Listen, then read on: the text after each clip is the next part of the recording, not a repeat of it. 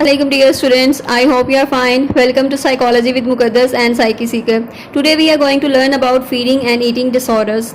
और ये आपके ईटिंग बिहेवियर से रिलेटेड है. अगर आपका ईटिंग बिहेवियर जो है वो एबनॉर्मल है देन आपको ये डिसऑर्डर्स हो सकते हैं, जिसमें आपका वेट एबनॉर्मल होता है. इट मीन्स अंडर वेट होते हैं आप या फिर ओवर वेट होते हैं. और अगर नॉर्मल वेट है तो फिर परेशानी की कोई बात नहीं है. अच्छा, यहाँ पर ईटिंग से रिलेटेड जितने भी डिसऑर्डर्स हैं उनको हम वन बाय वन डिस्कवर करेंगे. So let's start. पीका है rumination disorder, avoidant restrictive food intake disorder, anorexia nervosa, bulimia nervosa, binge eating disorder, other specified और अनस्पेसिफाइड. पीका डिसऑर्डर क्या होता है? पीका डिसऑर्डर में आप नॉन फूड जो सब्सटेंस जो है वो कंज्यूम करते हैं, यानी बच्चे जो हैं या प्रेग्नेंट वुमेन वो नॉन न्यूट्रिटिव फूड कंज्यूम करते हैं.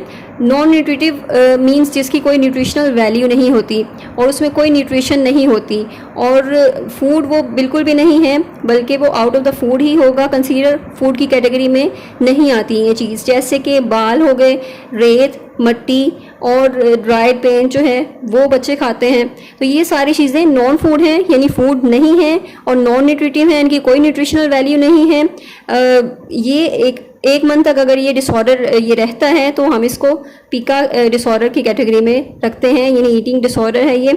और अगर 1 मंथ तक परसिस्टेंट ये हैबिट है ये इस तरह की रहती है बच्चों में या प्रेग्नेंट वुमेन में तो वो इस डिसऑर्डर में फॉल करते हैं. देन रूमिनेशन डिसऑर्डर है. रूमिनेशन डिसऑर्डर में क्या होता है?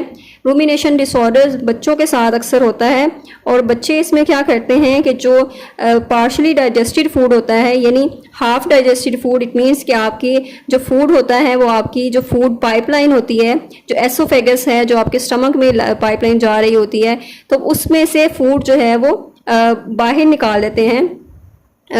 पार्शली डाइजेस्टेड फूड को जो हाफ उसको जो स्वेलो जो आपने कर लिया है, यानी आपने उसको निगल लिया, आप उसको उगल देते हैं, बाहर निकाल देते हैं, दोबारा उसको चबाते हैं, रीच्यू करते हैं और फिर उसको स्वेलो कर लेते हैं, या फिर उसको स्वेलो कर लेते हैं या उसको निगल लेते हैं, या फिर स्पिट आउट कर देते हैं, या फिर उसे बाहर फेंक देते हैं. तो ये डिसऑर्डर यानी बच्चे जो है वो इस तरह करते हैं. अगर इस डिसऑर्डर में यानी 1 मंथ तक अगर ये रहता है इसकी ड्यूरेशन, दैन हम इसको रूमिनेशन डिसऑर्डर में इसको कैटेगराइज करते हैं. अच्छा, रिपीटेड रिगर्गिटेशन होती है फूड की.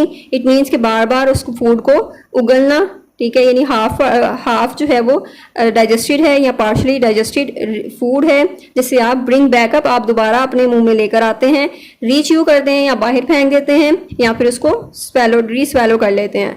सो ये है रूमिनेशन डिसऑर्डर के बारे में.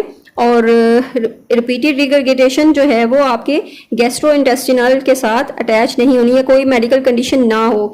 ऐसा नहीं है कि आपको कोई और मेडिकल इश्यू हो जिसकी वजह से ऐसा आपके साथ हो रहा है, या फूड जो है वो बार बार खुद ही बाहर आ जाए, गैस्ट्रोइंटेस्टिनल कोई इश्यू हो जिसकी वजह से ऐसा हो, तो उस चीज़ को हमने रूल आउट कर देना है. और बाकी जो है अगर ये इस तरह जानबूझकर किया जा रहा है, यानी कि साइकोलॉजिकल इमोशनल डिस्टर्बेंस की वजह से है, तो दैट इज़ कि वो रूमिनेशन डिसऑर्डर है और दूसरे मेडिकल इश्यूज़ को हमने रूल आउट कर देना है. So next disorder is avoidant restrictive food intake disorder. इसमें इस डिसऑर्डर को हम शॉर्ट फॉर्म में एफरिड भी पढ़ते हैं. और इस डिसऑर्डर में क्या होता है कि जो बच्चे जो हैं वो सिलेक्टिवली फूड को करते हैं, सिलेक्ट कर लेते हैं कि उन्होंने ये फूड जो है कंज्यूम करना है या नहीं करना. तो वो बहुत ज़्यादा पिकी होते हैं, बहुत ज़्यादा चूज़ी होते हैं, सिलेक्टिव होते हैं फूड के मामले में कि हमने ये चीज़ खानी है, ये चीज़ नहीं खानी. और वो फूड के करैक्टरिस्टिक्स जो होते हैं, जो जैसे कि वो कैसे नज़र आता है फूड, तो वो उस चीज़ को ज़्यादा कंसीडर करते हैं और उन्हें जो चीज़ अट्रैक्टिव नहीं लगती तो वो उस चीज़ को प्रेफर नहीं करते. सो ये है कि अवॉइडेंट यानी जैसे कि हमें नाम से ही पता चल रहा है कि अवॉइड करते हैं, रिस्ट्रिक्ट करते हैं फूड इनटेक को, यानी फूड ज़्यादा कंज्यूम नहीं करते. तो बहुत ज़्यादा उसमें फॉल्ट्स वगैरह निकालेंगे और उसमें कहेंगे स्ट्रक्चर हमें पसंद नहीं आया, या सॉफ्ट है या क्रंची है, मैं क्रंची नहीं खाता, या मैं सॉफ्ट नहीं खाता, या मुझे ये चीज़ पसंद नहीं है. तो इस तरह से बच्चे करते हैं. और इसमें डायग्नोस्टिक क्राइटेरिया आप देखें तो अवॉइड ईटिंग और फीडिंग जो है वो डिस्टर्बेंस है, और वो लैक ऑफ इंटरेस्ट है, यानी कि इंटरेस्ट ही नहीं है फूड में, या अवॉइडेंस है सेंसरी करेक्टरिस्टिक ऑफ फूड पे, यानी उसकी जो सेंसरी करेक्टरिस्टिक्स हैं, यानी कि देखने में अच्छा नहीं है या फिर देखने में अजीब सा है, तो इस वजह से बच्चे उसको प्रेफर नहीं कर रहे, या फिर दूसरे कोई इश्यूज़ हैं.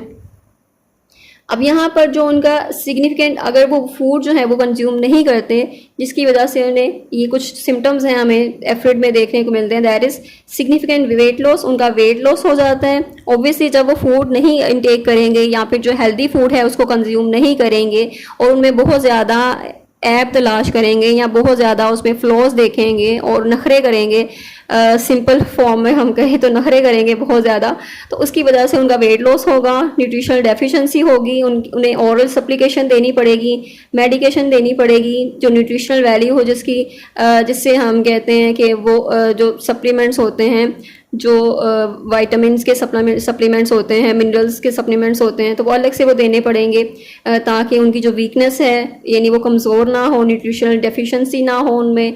सो ये जो है कुछ सिम्टम्स हैं एफिड के।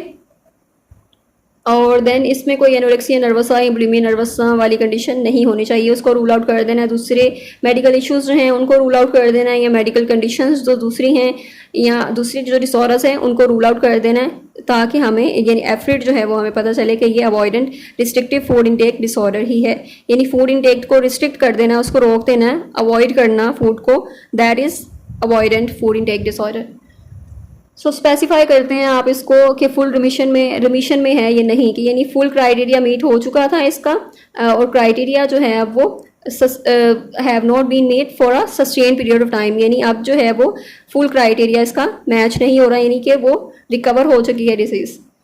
देन एनोरेक्सिया नर्वसा में क्या होता है, जैसे कि टर्म है anorexia mean loss of appetite, यानी आपको अब भूख ही नहीं लग रही, और नर्वसा मीन ये जो सारी कंडीशन है that is due to the emotional disturbance या इमोशनल रीजंस की वजह से है, या आपकी अपनी परसेप्शंस की वजह से है।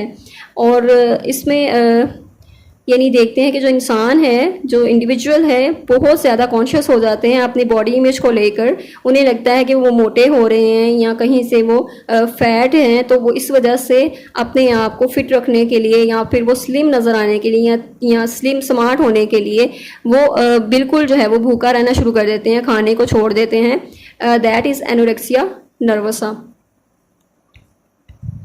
और इसमें जो है वो आपकी डिस्टर्बेंस ये मोस्टली जो है वो विमेन में होती है, और जिसकी वजह से जो औरतें हैं ज़्यादा कॉन्शियस होती हैं अपनी बॉडी इमेज के हवाले से, और वो ज़्यादा मॉडल्स को या फॉलो करती हैं, जिसकी वजह से एनोरेक्सिया नर्वसा उनमें हो जाता है। देन इसकी कुछ स्पेसिफाई हैं जिसमें रिस्ट्रिक्टिंग टाइप है और बिंज ईटिंग पर्जिंग टाइप है। रिस्ट्रिक्टिंग टाइप में वो अपने आप को रिस्ट्रिक्ट कर लेते हैं, यानी बहुत ज़्यादा फास्टिंग करना, एक्सरसाइज करना, तो ये डाइट वगैरह करना, जिसकी वजह से उनका वेट लॉस होता है। एंड देन बिंज ईटिंग है, बिंज ईटिंग में मीन्स कि बहुत ज़्यादा ओवर ईटिंग करना। पर्जिंग टाइप मीन्स उसको जब आप ओवर ईटिंग करते हैं दैन उसको बाहर निकाल देना या वॉमिट कर देना, तो वो सेल्फ इंड्यूस्ड वॉमिटिंग होती है, यानी आप खुद से वॉमिटिंग करते हैं, और जिस तरह से आपका जो वेट लॉस है वो कम हो जाता है। सो ये दोनों हम स्पेसिफाइड इनके साथ भी करते हैं, रिस्ट्रिक्टिंग टाइप है या फिर बिंज ईटिंग टाइप है। फिर पार्शियल रिमिशन में है या फुल रिमिशन में है। एंड देन करंट सिवियरिटी जो है वो उसका हम BMI देखते हैं। BMI means body mass index, और उससे एक अंदाज़ा हो जाता है कि आपका वेट जो है वो नॉर्मल है या फिर आप अंडर वेट हैं या फिर नॉर्मल वेट हैं। देन बुलिमिया नर्वसा है। बुलिमिया नर्वसा पिंच बर्ड सिंड्रोम भी से कहते हैं, जिसमें इसमें रिपीटेड एपिसोड्स होते हैं अनकंट्रोलेबल ओवर ईटिंग के, और बिंजेस भी से कहते हैं, यानी आप बहुत ज़्यादा इसमें खाते हैं, ओवर ईटिंग करते हैं, और ये जो है वो टाइम ड्यूरेशन बहुत कम होती है, यानी कि 1-2 घंटे के टाइम में आपको इतनी ज़्यादा भूख लगती है कि आप बहुत ज़्यादा खाते हैं दूसरे लोगों से, और उस टाइम पे इतना मतलब ज़्यादा कंज्यूम कर लेते हैं, और जिससे उसके बाद आपको अपने वेट का होता है कि मेरा वेट जो है वो पुट ऑन हो जाएगा या मेरा वेट जो है वो बढ़ जाएगा, जिससे आप पर्जिंग बिहेवियर में इन्वॉल्व हो जाते हैं, सेल्फ इंड्यूस्ड वॉमिटिंग में इन्वॉल्व हो जाते हैं। तो दैट इज़ बुलिमिया नर्वसा, और ये फीमेल्स में ज़्यादा होता है, और एडोलसेंट या यंग एडल्टहुड में होता है, जिससे 15 और 20 ईयर्स की एज में। इसका डायग्नोस्टिक क्राइटेरिया है जिसमें उन्होंने एक्सप्लेन किया है। इसमें रिकरेंट अप्रोप्रिएट जो इनअप्रोप्रिएट कंपनसेटरी बिहेवियर होता है, जिसमें आपको वेट गेन का इशू होता है कि आपका वेट गेन ना हो जाए, जिसकी वजह से आप सेल्फ इंड्यूस्ड वॉमिटिंग करते हैं या दूसरी मेडिकेशंस वगैरह यूज़ करते हैं। इस तरह इसकी स्पेसिफाई भी इन पार्शियल रिमिशन में, फुल रिमिशन में है। देन करंट सिवियरिटी है, करंट सिवियरिटी में हम देखते हैं कि लेवल ऑफ सिवियरिटी जो है वो, फ्रीक्वेंसी देखते हैं इनअप्रोप्रिएट कंपनसेटरी बिहेवियर की फ्रीक्वेंसी कितनी है। माइल्ड में हम देखते हैं एवरेज है 1 से 3 एपिसोड्स हैं of inappropriate compensatory behaviour per week. या फिर मॉडरेट है, यानी कंपनसेटरी बिहेवियर जो है आपका, आप जब बिंज ईटिंग करते हैं देन उसके बाद जो सेल्फ इंड्यूस्ड वॉमिटिंग करते हैं या फिर आप मेडिकेशन यूज़ करते हैं ताकि आपका वेट जो है वो वेट गेन ना हो, तो इस वजह से ये सारे माइल्ड मॉडरेट सीवियर एक्सट्रीम में देखते हैं कि बहुत ज़्यादा एक्सट्रीम जो है वो बहुत ज़्यादा है, यानी 14 जो है वो आप उसके ज़्यादा एपिसोड्स हैं, आप उसको इनअप्रोप्रिएट कंपल्सरी बिहेवियर यूज़ करते हैं पर वीक या बिहेवियर अपनाते हैं। So that is for the tourist. और नेक्स्ट लेक्चर में भी हम इसको डिस्कवर करेंगे, मज़ीद जो लेक्चर्स हैं इसके मज़ीद जो बाकी जो रह गए हैं ईटिंग डिसऑर्डर्स उसको देखेंगे। I hope I made it clear और आपकी सारी कन्फ्यूजन जो है वो दूर हो गई होगी और सारे कॉन्सेप्ट्स भी क्लियर हो रहे होंगे। तो अपना काइंडली अपना फीडबैक जो है वो लाजमी शेयर किया करें ताकि हमें एक अंदाज़ा हो कि आपके कॉन्सेप्ट्स क्लियर हो रहे हैं। और कोई कन्फ्यूजन है then you can ask in comment section and don't forget to join the channel so that you get new videos और आपके न्यू वीडियोस के अपडेट्स भी आपको मिलते रहें। And also join another channel that is psyche Sikar, उसका link भी आपको डिस्क्रिप्शन में या कमेंट सेक्शन में मिल जाएगा। And let's learn together and अपना बहुत सा ख्याल रखें, दुआ में याद रखें। अल्लाह हाफिज़।